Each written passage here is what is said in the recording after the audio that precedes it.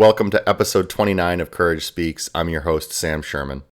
Courage Speaks is brought to you by Courage to Connect, an outpatient mental health center offering therapy, psychological testing, psychiatry, and dietitian services for all ages located on Chicago's North Shore. Today on the show, a story about finding your way. It's about second chances and new beginnings, but not the kind you might think. It's about one man who, after 2 decades in a different career, decided to follow that quiet voice that had been with him all along, the one that kept saying, "You'd make a great counselor." Dan Dietrich is a therapist now, but he wasn't always. There was a time when he was a radio host in rural Alaska, covering the Iditarod and advocating for small community in a place he'd never been before. But as life goes, things changed. He left that world behind and returned to Chicago, uncertain of what came next. In our conversation, Dan shares what it's like to start over, to walk into a room of strangers and talk about feelings when you come from a place where feelings just weren't talked about. We also explore his philosophy on mental health, how the connection between mind, body, and spirit shapes the way he approaches therapy. It's a story about healing, about finding your voice, and about the quiet power of curiosity. And it's one of those stories that reminds you that sometimes the hardest step to take is the one where you finally decide to care about yourself. Please enjoy episode 29 of Courage Speaks featuring our guest, Dan Dietrich. Hello and welcome to Courage Speaks. I'm your host, Sam Sherman.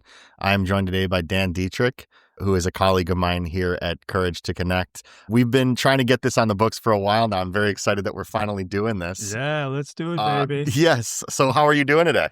I'm well. I'm very excited to be here. I've listened to recently some of the other interviews. I'm like, yeah, sounds like a lot of fun, and it's been great to learn about some of the other therapists as well. So I'm happy to be here. That's what's been really fun for me, is of being able to get to know the people I'm working with as well. So these are, I know obviously I'll interview, as you know, both people here at Courage to Connect and people outside of the practice as well. But it's been a joy to get to know my colleagues, because I think this is a field that can feel very closed off or isolating at times. And so for me, it's like it's sort of 2 birds with 1 stone. I get to do the podcast, get to talk to people, and get to know the people I'm working with more, which I think is I've found to be a beneficial part of the job.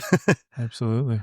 So Dan, we've gotten to know each other a little bit more since the time I've been here. You've been at Courage to Connect longer than I have, but we are actually in a group supervision together, which has been a pleasure. I've really not grown to, just in the sense since we started. Your insights and your feedback and what you share in group is always really insightful, and I always look forward to what you bring into that space. So this is why having this one-on-one is really great, because that's in the group setting, and now we get to to talk one-on-one.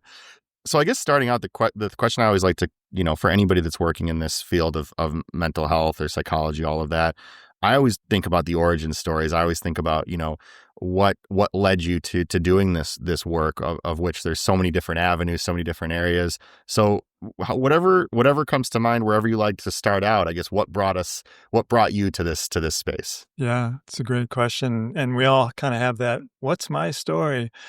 Me, very simply, I just like to help people, and I've known that for a long time. And this is a second career for me. And, I worked in a different field for over 20 years. And, in some ways it was helping people, but there was always this, along the way, people would say, you'd be a great counselor. And as a junior high kid, I thought, maybe I would be a good psychologist, if Sure. you think as a kid, but I'd be a good policeman too, Uh-huh.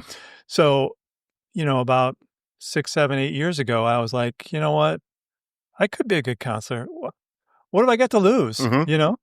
So I gave it a shot, I just applied and got my master's, and then started about 5 years ago seeing people professionally. Mm-hmm. And now my friends, say, do I have to pay you now? Now that it's official. Yeah. I had this one friend who's like, yeah, when I was going through my master's, you were my psychologist, Dan. I'd call you up in the middle of the night and we just talk for hours, which was true. Uh-huh. True story. Yeah. And so, yeah, it's just one of those things that, when you find your niche and you do it for free, that's where I'm at, Yeah. and it doesn't matter to me that it's taken a while to get here, but I'm here and I'm just loving it. It's, as I was telling you just before we started recording, as a fellow career changer, it was really incredible to feel this feeling that I had never experienced, of actually enjoying the work I do, loving the work I do, not, for me, not dreading the work that I do. This is actually something I look forward to, and it's been such a joy to be able to experience that. For you, you said that a lot of people had sort of said to you, you'd be a good counselor, this would be a good field for you. Going back to, sounds like a long time. Can you recall what do you think it was, if you reflect back to that time, that people may have been referring to in retrospect about what it was about you being that person that would get the calls at the middle of the night talking to friends, or even before that at an earlier age too? Yeah, it's one of those things like, you get to know me and I'm just kind of an easygoing guy and, kind of quiet, but kind of unassuming in some ways. And I think that puts people at ease. And over the years, people kind of get drawn to that idea, and it's just kind of a natural outgrowth.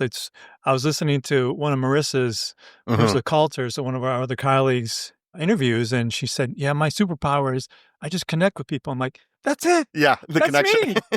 That's my superpower." Yeah. I've always wanted a superpower, and I've got one. I connect with people, and it's just one of those things. It's not any different than anybody else's kind of niche that they know about them, but you just kind of leverage it to the best of your ability. And to me, it's, when I get down to it, I feel like me, anybody I'm sitting with, especially in a professional setting, is like everybody has a compelling story.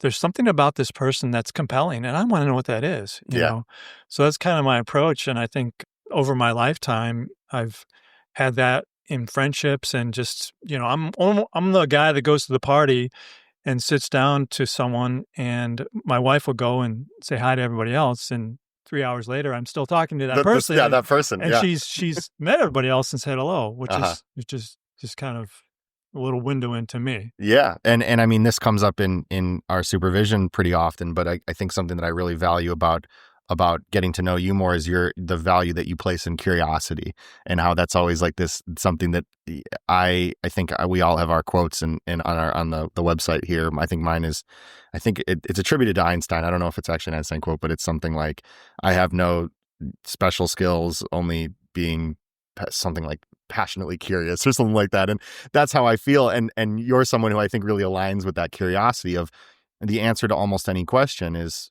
be curious in terms of how to approach different scenarios. If we jump in the time machine a little bit, another connection point that I believe that we have is some component of communications of broadcasting. So I was a broadcast journalism major back in the day. You had to have a degree in speech communications.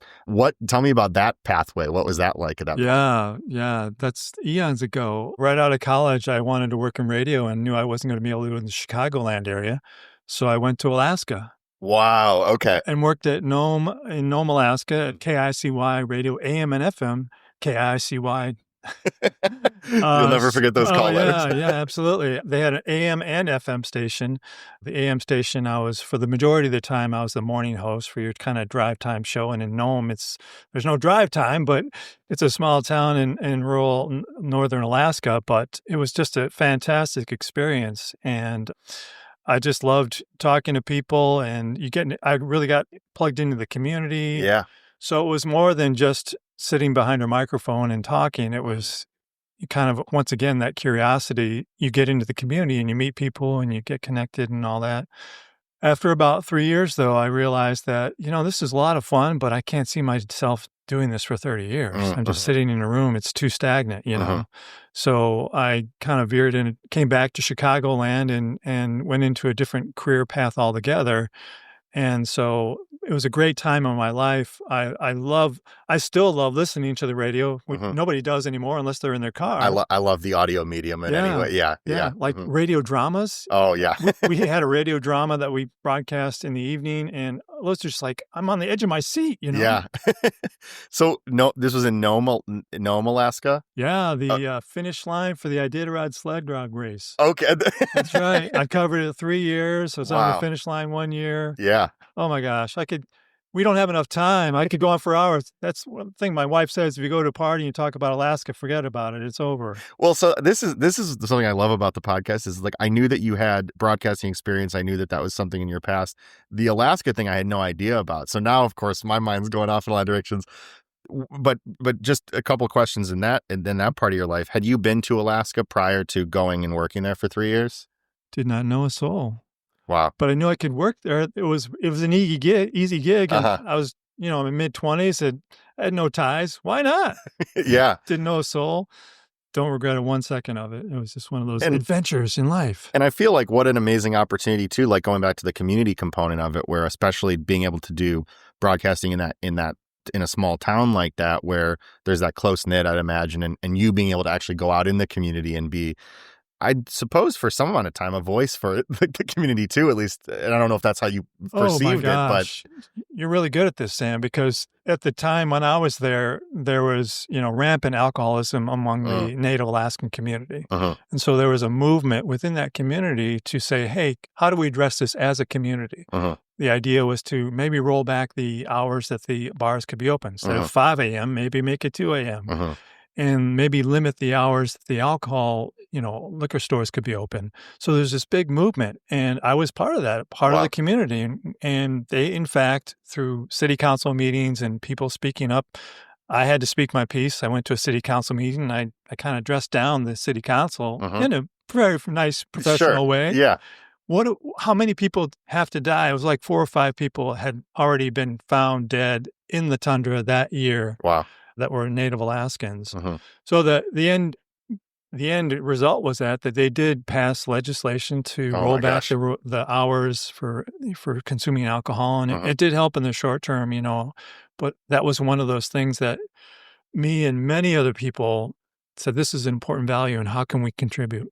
I think about advocacy. I mean, that's something that we do for our patients, our clients, or, do we have opportunities for that from time to time?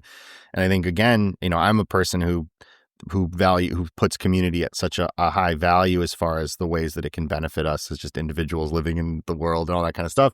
And I think that having that opportunity to really be intimately involved in a close-knit, in a small community, is a model for probably just being able to see the power of advocacy, the power of really knowing the people that, and to know that you had to get out there and talk to people like you did. So it's making a lot of sense, I guess is what I'm saying. Yeah. You think about, well, what am I going to do with my career, or how can I have an impact, So this is a place where I experienced so many different experiences in a small community that you just wouldn't have in a larger suburban community just coming out of college. So it was just a once in a lifetime thing. So you were there for 3 years. You loved that experience. You really enjoyed that. You didn't see yourself necessarily being there for maybe the rest of your career. Do you go back to Alaska? Like, is that a place that you will visit that you'll, I guess, since then? Have not been back. My wife would like to visit just to see it for her own sake. Yeah. It was just a magical place, but no. I was just there last year. Yeah, I went with some family, and I had no idea what to expect, because I just, I think of Alaska and I kind of just think of, naively, I thought of just like ice, I suppose, or snow or something like that. And I mean, this, but for me, it was such an education of like, it's one of the most beautiful places I've ever seen. Yeah. I mean, just to see the glaciers, just to see, and not even that, just like, it is much more similar to like, which I guess it kind of like the Pacific Northwest. There's a lot of that component of the just overwhelming nature and beauty. So I was pretty blown away. I was like, do people know about Alaska? Yeah, absolutely. I mean, it's kind of one of those places where there are places where people just haven't ever stepped, just because it's so rural and there's so much vastness to it. Right. And I'll have to say that was one of the things that I kind of missed out on. I didn't go out into the tundra as much as you were working. I was doing other things. Yeah. But coming back, you think about it too, you're kind of forming, you're growing, you're learning about self, in that kind of experience. And once I realized it was time to go, it's like, I'll have this forever, but it's time to move on. And, what is the next chapter? And I think I think about this a lot as somebody who's, again, had stops in sort of different places and different, aspirations throughout my life, or just different careers, all that. I genuinely don't have any regret for any experiences that I've had, because in some way, whether they consciously or unconsciously have contributed to where I am now, I don't look at it like, oh, when I was doing this, I could have been doing this. I look at it like, no, I was doing that thing then, and then I did something else, and now I'm doing this. And that's been a way for me it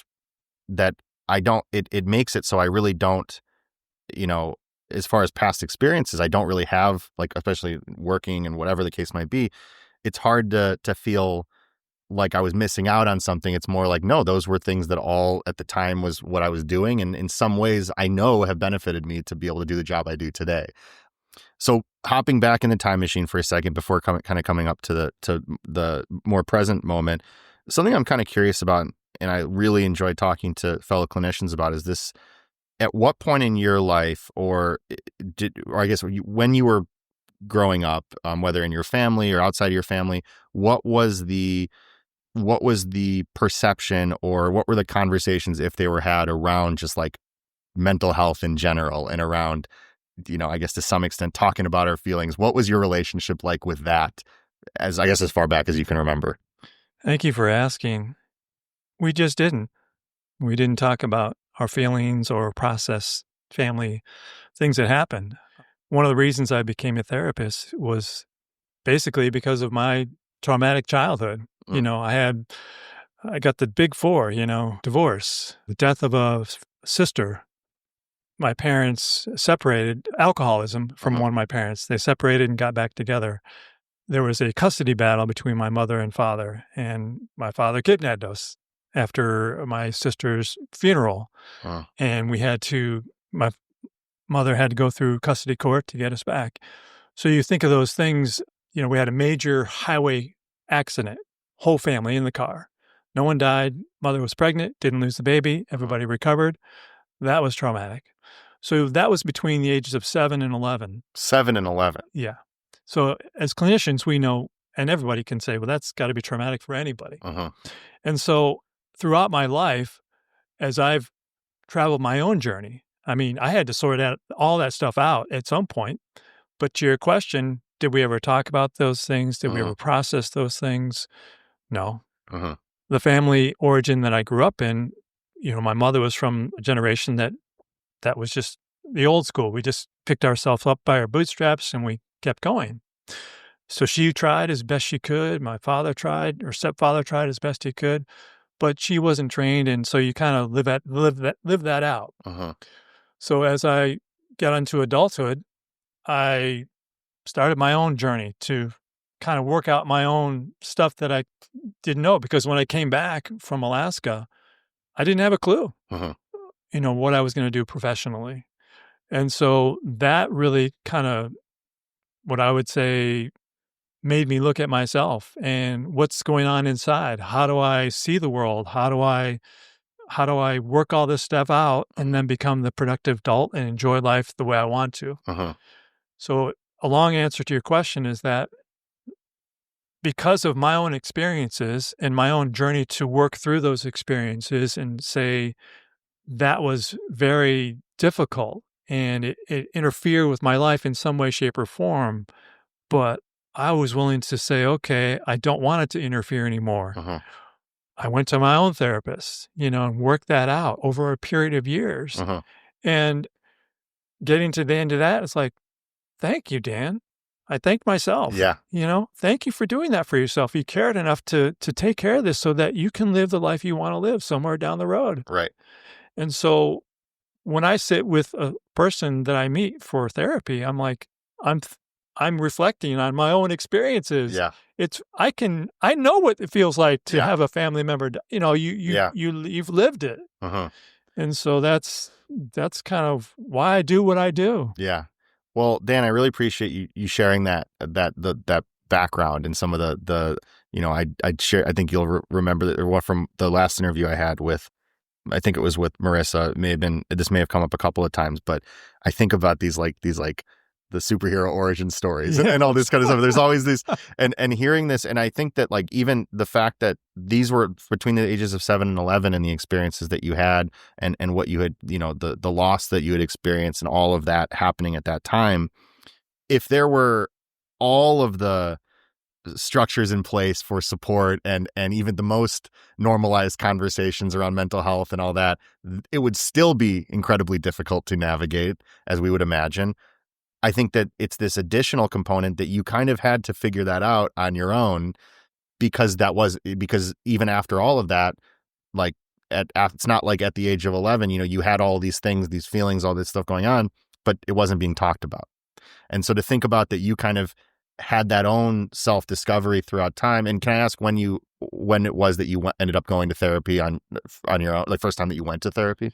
In my early 20s. Okay, so was that right after, about right after you had gotten back from Alaska, or would that have been? It was before. It was before Alaska. Okay, I started to experiencing some challenges in my early 20s. I was an athlete, in high school, in college, and then I was in junior college for a year, and things just, the structures that I had, the things that I enjoyed fully weren't as much around any longer.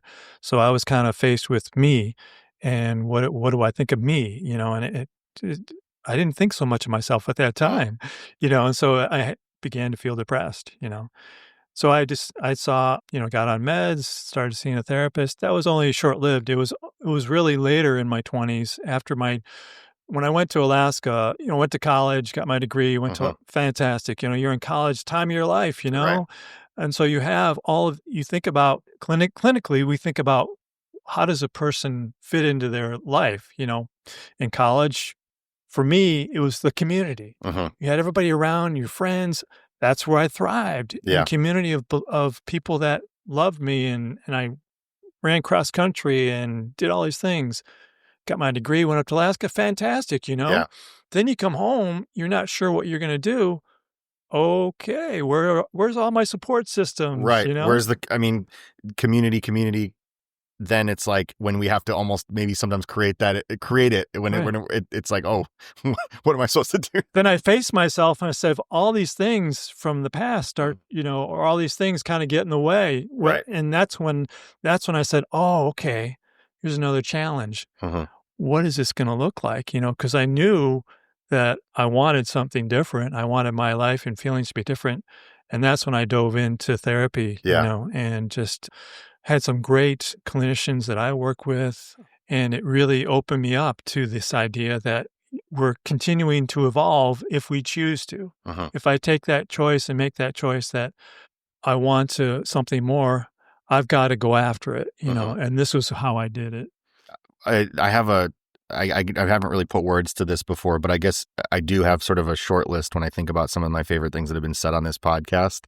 And you expressing a few minutes ago saying, thank you, Dan, thanking yourself for doing that and for taking those steps is one of my favorite things I've ever heard on this podcast. I'm going to tell you that right now, because I think that when I think about the people, the clients and patients that we work with, anytime, I often think that as clinicians, from time to time when people will comment on how therapy maybe has been helpful for them and all that, I always think it always goes right back to the client of like, this isn't me, this is you doing, this is everything that you're doing. And I think about that because we know how incredibly difficult, even in, even where things are now. I always think about, the stigmas around mental health and the accessibility. I say the needle's probably been moved then compared to 30 years ago, 40 years ago, 50 years ago, but it's all relative. And I think we still have much longer to go than where we've come to. But all of that said, that it's so hard to find yourself and to make that step of just being in an intake session or even just reaching out, that the credit always just goes directly to the individual. And I think that for you to be able to identify, like reflecting on that and saying, thank you to myself for caring about myself enough to take on that very daunting challenge for any of us of self-reflection, self-discovery, growth, all of those things, all while having to that point, several years of not necessarily actively processing it, or at least not intentionally processing it. You're feeling it, you're experiencing it, but so I don't know. I just want to say I love that comment and that reflection there. Well, thank you. And I think that you hit on something that I feel like the same way. It's courageous to come into a room where you're talking to the stranger. You have nothing to go on other than that they're there to try to help you, to expose yourself, expose some of your worst thoughts, feelings, expressions, whatever. That's how I kind of see, like you just said, somebody that comes into the office. Good for you. Yeah. Because I've seen how it can work in my life. And, as therapists, we say, oh, everybody could use a little therapy. Well, maybe not. But that willingness to just look yourself in the eye and say, do I need help? Mhm. And what's the best way to go about that? And the good news for me is that, when I got to the other side, there was I was like, "Great, but I'm still evolving, I'm still growing even now." Mhm. But I was able to repair relationships Mm. with my mother, with my father, and, I believe that they tried to do the best they could, Mhm. my mom, especially. And so when you get to that side of feeling more congruent with self Mhm. and able to experience all these things that you have challenge with when you're not feeling yourself, I can say, you know, my mom and I have a great relationship. Mhm. She's one of my best friends. She's my biggest advocate, always has been. Mhm. My dad and I, we reconciled in my late 20s. Mhm. It was fantastic. I got to know my father who had been gone, after Mhm. age 6. And, even into his later years, it was like, once again, it was my choice, Right. and I thank myself for doing that because I got to be part of their lives. Mhm. The first part wasn't as great as you would hope, but Mhm. the second part, that's what we hope for all the people that come in, Yeah. right? Yeah. And again, I think that to some extent, and I want to pull something up from your, this just jumps into my mind from your bio on our website. You have a Martin Luther King Jr. quote, which is, "Faith is taking the first step even when you don't see the whole staircase." And that like just was blinking off. That was going off in my head as you were just describing that, because we have to, we generally have, if we decide to make that step toward change, make that step toward healing, whatever the case might be, we do kind of have to, and we ask this of our clients and to some extent of ourselves too, and not just personally, but even clinically, that we're sort of asking people to do things without knowing exactly how we're going to get them. I mean, we've developed treatment plans, all that, but there's no guaranteed outcomes. And we have to kind of go in and say it's having to take that first step without knowing Yeah. exactly where we're going to go. But the value of the relationships, the rapport, is that we're going to be on that path. Like there's that support, and that could be through therapy, that could be through important relationships in your life, those meaningful connections. But I think that quote really aligns quite a bit with that idea of what is that, taking that first step without knowing. It's like walking into, there's like, going back to the word used, it's courageous. It truly is, because it, if there's no guarantee that making that step we don't know what that's gonna lead to. Yeah. And as a therapist, we get the privilege Mm-hmm. to do this. We get the privilege to come alongside somebody, to take part in something that's hopefully very meaningful for them. And just, you can't put a price on it. And when you see a person make a connection in a session, to their life, Mm-hmm. you just, you're like, yeah, that's exactly why I came in this office today. Yeah. You know? Exactly. And of course they're not, you don't have those aha moments every session or anything like that. But the reason we do this is because it's because of those moments. Right. You have those moments where you're just like, you're Mm-hmm. blown away. Yeah. It's not anything really I did. I was just there for the Right. moment. No, exactly. This person is like growing right in front of me. And, I mean, this is something that comes up quite often in talking with clinicians. I'm sure you've experienced this, of when somebody will have a connection might be made, or there might be that aha moment in a session, and someone will comment, though, like, "I never thought of it," and then you're sort of sitting there as the clinician. Sometimes this will happen where you're thinking, what did I do? Like, what was it exactly? Right. But that kind of, I think, goes back to the process over the outcomes, where we just sort of stay within our process and adjust and be flexible and all that. But being alongside, and that, I think, the word privilege, to have that opportunity for people who come in and with varying levels of readiness. But to me, it's like, if you're in the room, you've already done a lot of it, quite frankly, in terms of like that covers a lot of the initial, if you're here, we can get to work, so to speak, and dive in. So I know that something that I know is very important to you is the mind, body, spirit connection. So this is something I'm so interested in personally as well, but I'd love to kind of hear where that comes from, how that becomes utilized as a part of, I guess, what's important, what's meaningful to you about that. Yeah, great question. That's my three pillars. That's how I explain it to the people that I'm working with, mind, body, spirit. I think just from my background, I was very active growing up, an athlete, loved sports. That's where all of my angst went. Yeah, the outlets. Oh, yeah.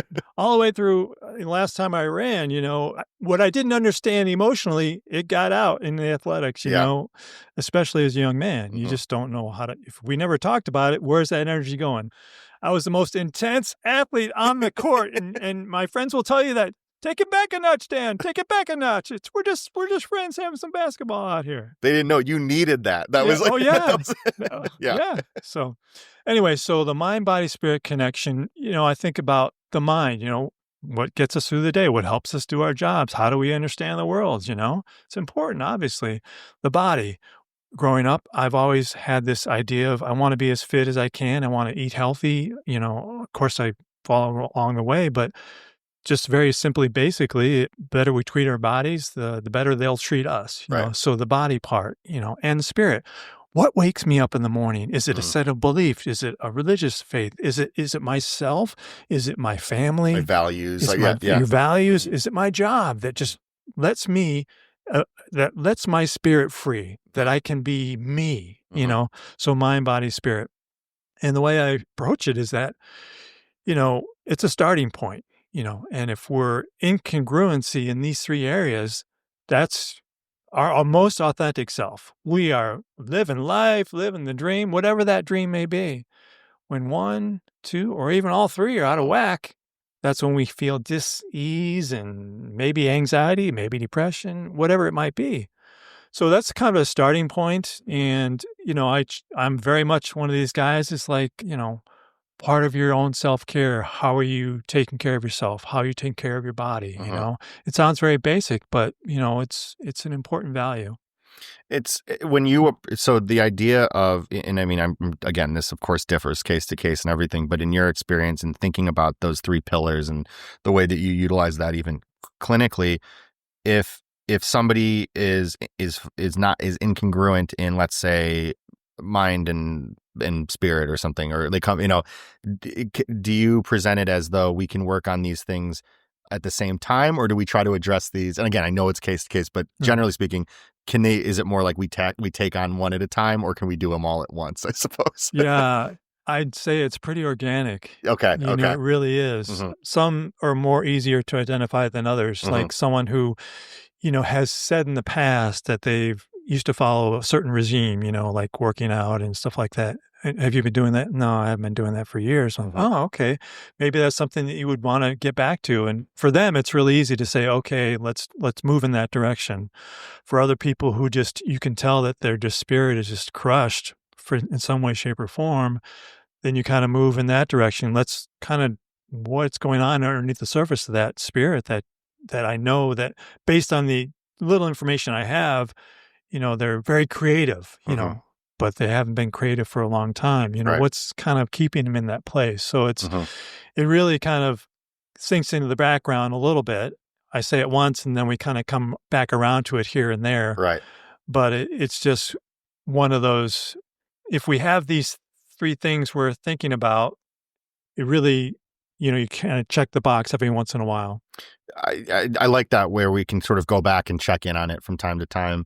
I'm always so interested when I hear, because and I'm not, this is a pretty universal thing. I think I experience this all the time, but even working with patients who will talk about, like, I used to do this thing, and then you ask how they liked it when they did that, and then it's something that was really important to them. When's the last time you did it? Oh, years ago, or months ago, or whatever.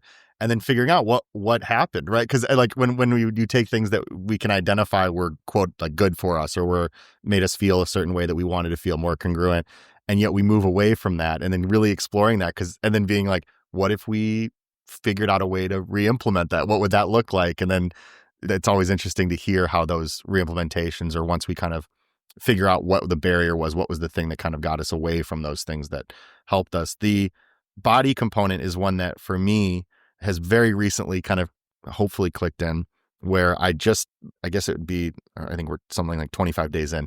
I've been running a mile a day, and I'm coming from a place of very little exercise ever in my life. But I thought to myself, what is something that I can do physically, because the mind and the spirit has, through a lot of work and everything, has felt pretty congruent. The body component was one that I've struggled with, and again, the connection points, which I want to talk about in a second, but over the last 25 days, I'm like, okay, this I can do. I can go out 10 minutes, do a run, whatever. And it's always funny where when I try something and it feels good, I'm always like, dang it. Like, does that make sense? Absolutely. Absolutely. Because I was like, and I talked to my therapist about it, and I was like, I had gone for my first run after one of our sessions, and then like 2 weeks later when we met again, I was like, I've run for the last 2 weeks every day, and I was like, and it feels great. And yeah, darn, it's almost like these things can work sometimes. Absolutely. And the body part, in today's society, who has time to do this, that, and the other, to work out or whatever? It becomes, and it's not about, having the GQ body or anything like that, but it's really feeding you. Like, right. For me, and this is proven data. If you put yourself in nature as a person, any person in nature, spend some time there, there is proof that it's restorative in some way, shape, or form, because you're in nature, you're feeling, you're hearing the birds, you're seeing the trees, the river, whatever. And so just spending time in that environment, and for me, it's a walk. I try to do an hour walk, 5 days a week or whatever. Take my dog, my wife, if she's around. And there's this neighborhood just east of us that it's fabulous.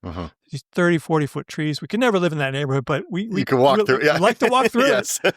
And it's just, you hear the birds, it's away from traffic, And so for me personally, that's so restorative. I have this love affair with trees. Yeah. And that goes back to a grandfather of mine who was very into nature. And it goes, there's a straight line of that experience that you have an adult, that it's real, it's connective to something else.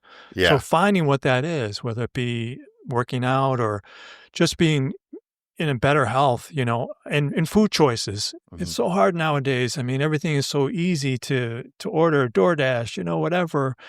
And I'm not saying that, I live a perfect diet, but it really does matter what food you put in your body, how your body is going to react to that, and what mood it might put you in. Absolutely. And these, again, this is all like, I think sometimes the difficulty is that there's so many of these sort of external pressures or societal expectations, especially around these conversations, like when it comes to body, and then people think exercise and they think, well, there's a lot of pressures that come with that. But I think ultimately what we're talking about is there is an act, like a literal connection between the mind, the body, the spirit, all of these things. And if our body is, if in taking care of our body is a completely relative concept for every individual, but if we're not, and I'm putting this in quotes, like taking care of our body, it's going to have an impact on the other parts of our life. And that's not my opinion. That's actually, that's like the science behind it. We could go down a rabbit hole here. And what is the medical society doing for that? What does medicine look like in today's world? And how does that fit into the whole picture? And, there's so many different ways to look at our health. And, I could go on a rant, but I won't. But just that holistic point of view of self, the spirit. I'd like you to elaborate a little bit even on the spirit, because I like the way that you put it, where it's made up of, like, that can be a lot of different things. Because I think when people think spirit, maybe they think spirituality, they think religion, which again can absolutely be components of that.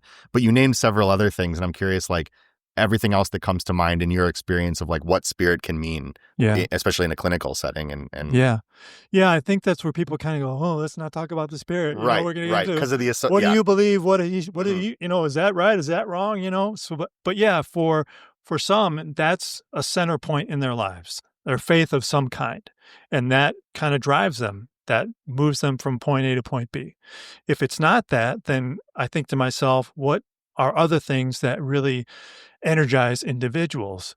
I think of entrepreneurs who just, like, my life has been about building and releasing these companies, and that's like, that's my legacy, and that's their spirit, that's who they are. Right. It could be family. I mean, there are some people that the reason I get up in the morning is to serve my wife, to take care of my children, and that's my singular focus. I mean, I have their life and everything, but that's what the end of the day is, like life or death for them. And Right. in a certain degree, of course it is as a family member. So it could be just about anything. And it could be self, just being the best person I can possibly be and Right. finding a way in which that fits into the life. And like, I don't subscribe to a certain belief system other than self, and that gives me value. That's what releases me, and so they really show that in their daily life. It's like obvious that this person is like driven by just being this fantastic individual. And I think another one, this word's come up a bunch today, but I think community can be that as well. And for me, I think that's personally one of my, when we talk about the when I'm feeling most congruent spiritually, it comes back to community, because this is such a fascinating conversation to me, because I think when I think about even just community and where that fits in my life, it can be connected into impacts on like on mind, certainly, and to some extent body, but it isn't really directly those. It's like, what does that fit under? And I'd put that much more under spirit, because that is, what's that thing that fills my cup? Like, I'm just thinking out loud, but that makes a lot of sense to me. That's what I'm saying. Absolutely. And you hit it right on the nose, in my opinion. I mean, we as people, we as human beings, we want to connect with something greater than ourselves. And for many people, that is community. Yeah. That's whatever that community, quote unquote, looks like to them. I feel very strongly about that idea in itself. That community, I've got to have that community. It really does help my spirit. And sometimes, and this has already come up today, but it's like sometimes that starts with yourself, with improving that and healing that, nurturing that relationship with ourself. Yeah.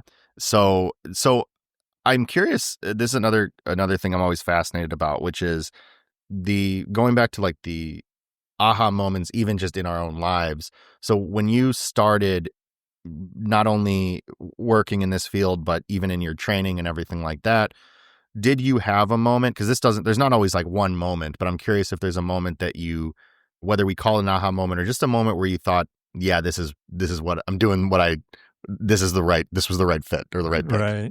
Yeah. I think if I go back to my master's degree and just going through the classwork and all that stuff, I think because I was an athlete and I always, looked up to my coaches and, their encouragement along the way. I'm not bragging. I'm just telling you what the professor said, So we're doing like the practice sessions, practicing as a therapist with other students in the room, And so she was making a comment that, Dan, you're just right there. You barely know this person, but you really care about their silly problem that you're talking about. You're faking right here and right now. I can't believe, and so she was kind of cluing into that. I'm present. I'm available. And for me, that was like, oh yeah, I knew that, but to hear a professor say that, like, just winds in my sail, like, that's exactly right. Yeah. That's what I am meant to do this, and it wasn't like an ego thing. No, it was just like an affirmation, And I think it's just like, again, we think sometimes, or I don't know, I'll speak for myself, the skill of being able to be present, if nothing, I always think like, because we're the therapists are humans like everybody else. And when we have good days, bad days, neutral days, whatever, I always think the thing I can, and if I can't do this, then I won't work that day, but like in best practice, but it's just to say that if I'm having an off day, which certainly happens, just personally, I always think, can I be present? That's the only thing I need to be able to do. Everything else can kind of come up as it goes, but I think, can I be present for this time with this person? Fortunately, more often than not, that is the case. But I think that as a skill is not always identified in the sense of just being able to be present for that time and be there with somebody else in the moment, in that, So again, I don't know, that the fact that your professor sort of pointed out that thing that you knew that you maybe liked the feeling of what you were doing, but you didn't even necessarily recognize that as like a particular skill necessarily, instead of just something that you enjoyed the feeling of. So exactly. And that's the thing. I think that the other component that I really try to bring into the room is this Yeah, you just said it. We all have less than perfect days at work, whether you're a fireman, whether you're a doctor, whether you're a therapist, whether you're a nurse, whatever it might be. And so to know that, to bring that into the room with whoever I'm working with, and they can see you for who you are, you're a human being, admit, oh yeah, whatever. And so that I think goes a long way in this type of field because, you and I both know it's if they don't trust you, forget about Nothing's it. happening. Nothing's Yeah. happening. At least not with us. Like, Exactly. yeah. Yeah. So just being that, trying to be as authentic as I can, and it always works to your advantage, even if there's an embarrassing moment. I think that kind of sometimes cuts the air, and Completely. puts people at ease. Oh, he's just as silly as I am. Oh, he forgot that. Oh, he is kind of sometimes. This has come up in past interviews before, but it's like I always think about like modeling being a human, modeling humanity. That's right. And those can be really special and bonding moments too in treatment. But there's something I always go back, and I don't know if I ever shared this on the podcast. I've shared that I'm a big fan of Carl Rogers before, but there's a story that I always go back to, and I think it was one of his like biographers or something that had been spending a lot of time with him later in his life, and the biographer had sort of become friendly with Carl Rogers and was staying, or I don't know if he was staying with him, but they would spend like long days and nights together, and he was he was talking with him. And then one night, and I guess this was a common occurrence, but one night they were like in the living room, Carl Rogers and his biographer, a writer, they were in a room drinking tea in conversation. And then at some point, Carl Rogers got up and he goes, "I'm going to bed now." Like in the middle of the conversation, walks to the kitchen, puts his tea, his cup in the sink, goes upstairs. And I don't know why, but when I first heard that story, I just connected with me from a aspect of this really genuine, this authenticity. And I think what leads, obviously he spoke a lot about congruence of being able to say, like, no matter what is, how do I put this? In that moment, it's like, this is what we were doing this, and now I'm going to do this. And it's just like an ability to kind of be able to be authentic in that moment, even if it's literally in the middle of a conversation saying, because I'm going to bed now. And I think that, I bring that up to say that I think that when we think about however we're feeling that day or however we're feeling in a moment, that we can actually, it's not about, as we know, it's not about always feeling good or always feeling any one way, but what we're feeling, being able to feel that in that time. Absolutely. And know that, like, there's nothing is permanent, all of that. But that story I always go back to. I just always love that. Yeah. And I think that what I try to remember is that, what am I doing partly in my job? I'm modeling. Right. I'm modeling what might be considered healthy behavior to whoever I'm sitting across the room from. Right. And if they can see that and believe that, oh yeah, that makes sense. Oh, it seems to work for him. Maybe it'll spur some thoughts in their mind and give them a sense of, well, maybe I can do that, or maybe I can feel more of that, or maybe he does have something. Maybe he's not full of it. Yeah, it's one of those things, like, going back to the whole curiosity thing. I mean, you run into so many different types of people and different circumstances, and sometimes in our work, the most challenging person that you can think of, you're like, bring it on, because I don't know what that's going to look like. Yeah. It's kind of on a tightrope. I wonder what could happen in that session, right? Yeah, exactly. And again, it's the approach with it. It really goes back to that of curiosity, is that you can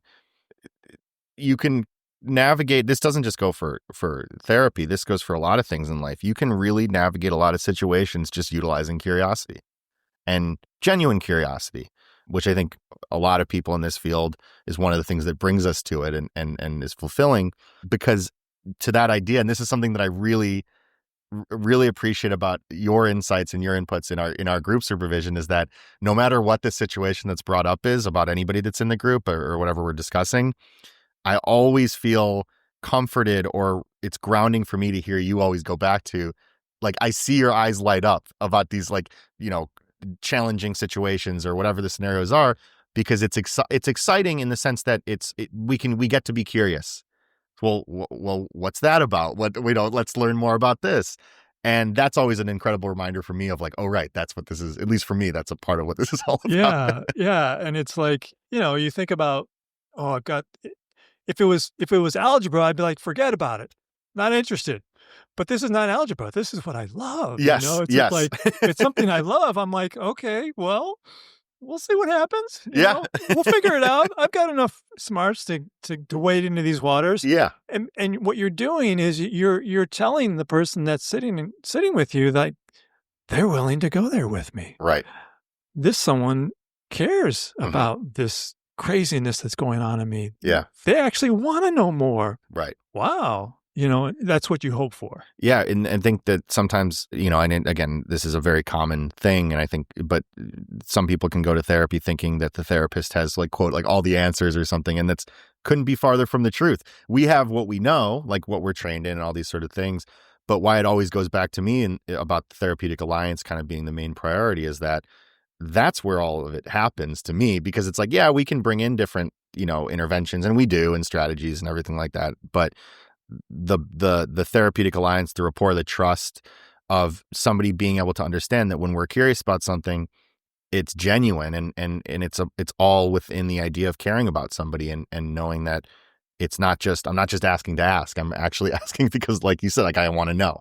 And so as far as, this is always an interesting question to explore because this can always be adjusting and changing. But as of today, do you sort of have a specific population that you generally work with, or I don't know if we call it like specialize in, but what would you say in terms of who you generally, what your caseload or clientele that you usually work with looks like?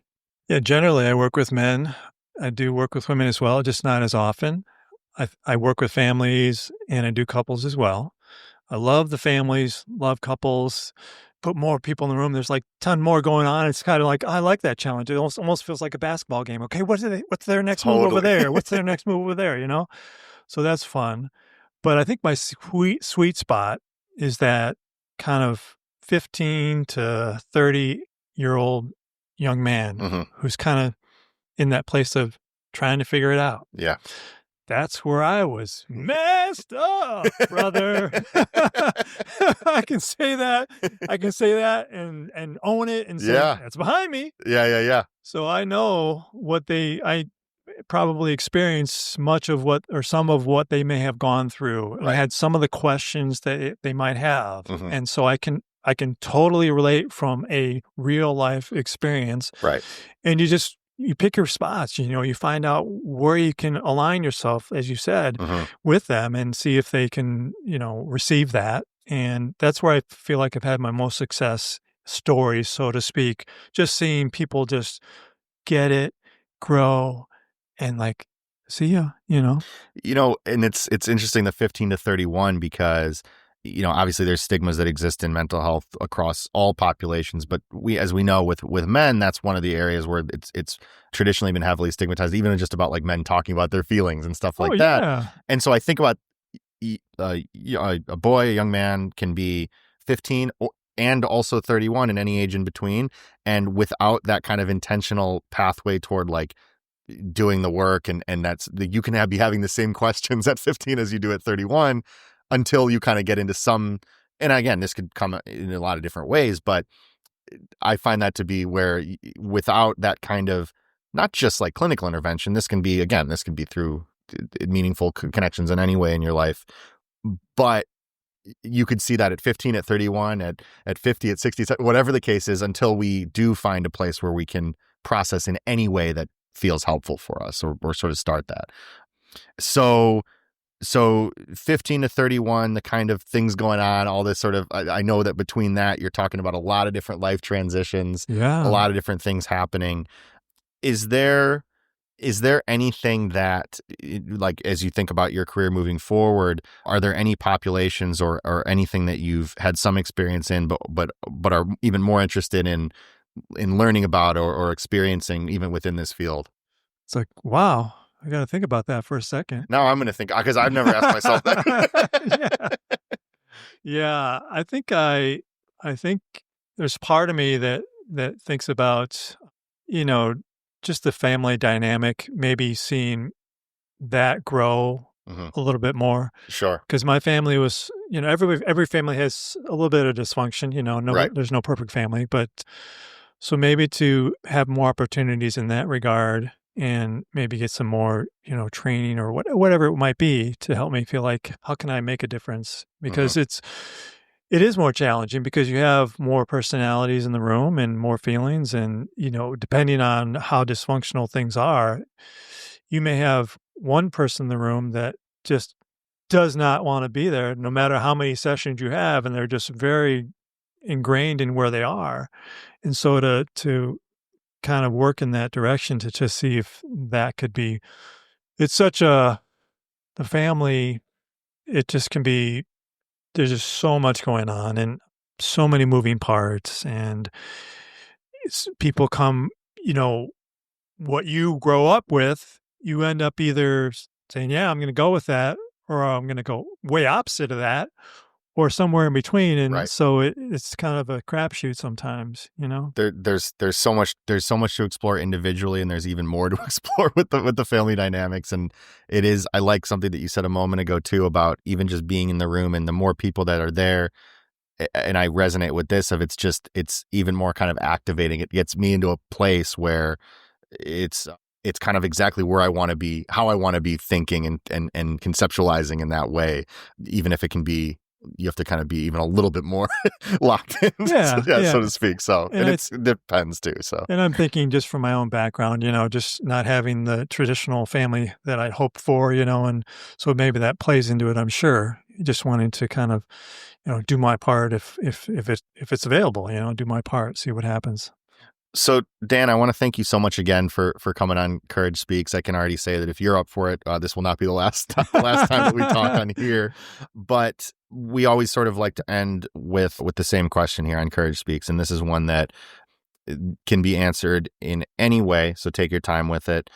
I usually give a ton of caveats about this question, and I'm even kind of doing that now. But I'm just going to ask the question. But Dan, what is the last thing or a recent thing that surprised you? That is a good question. The last thing that surprised me, going through my list of people. Editing's a beautiful thing. Gosh. Well, I was in a session last night, and just what the person shared, it surprised me in a joyful way, Yeah. that they were able to, act upon something that, we've been thinking and talking about for since the beginning, you know. And so it was a beautiful, beautiful surprise. Yeah. And I leave the session and say, good for them. Mm-hmm. Good for them. Yeah.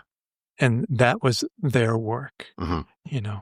That started way back when, and it just came to fruition right now. Yeah. And I wasn't necessarily prepared for it. Mm-hmm. And so, beautiful surprise. Beautiful surprise. Yeah. Yeah. Dan Dietrich, thank you so much for coming on Courage Speaks. This was such a joy to be able to talk to you in this format, more longer form. I look forward to doing our part 2 as soon as possible. We should be doing a drive time show. I can't wait, man. Let's do it. I will definitely be back. This is such a joy, Sam. I really appreciate you, not only as a clinician, but just being able to share this space. I think, it means something to people that are listening. So thank you for doing this work. Thank you, Dan. And one more time, can we get those call letters from Nome, Alaska? That's KICY AM and FM 850 on your radio dial, serving Nome and Kotzebue. We'll be back after these messages. Dan Dietrich, thank you so much. Thanks as always to John Marikoski for writing and producing our beautiful theme music, and thank you again to Dan for the fantastic conversation. Can't wait to have you on the show again. And thank you, the listener, for tuning into Courage Speaks. We want to remind our listeners that the information and discussions presented in this podcast are intended solely for educational purposes. The content provided is not a substitute for professional medical advice, diagnosis, or treatment. It's important to consult with qualified mental health professionals or healthcare providers for personalized guidance regarding your individual situation. While we strive to provide accurate and up-to-date information, the field of mental health is complex and ever-evolving. The views and opinions expressed by the host, guests, or participants are their own and do not necessarily reflect those of Courage to Connect Mental Health Center. As always, for Courage Speaks, I'm your host, Sam Sherman. Be kind. Talk soon.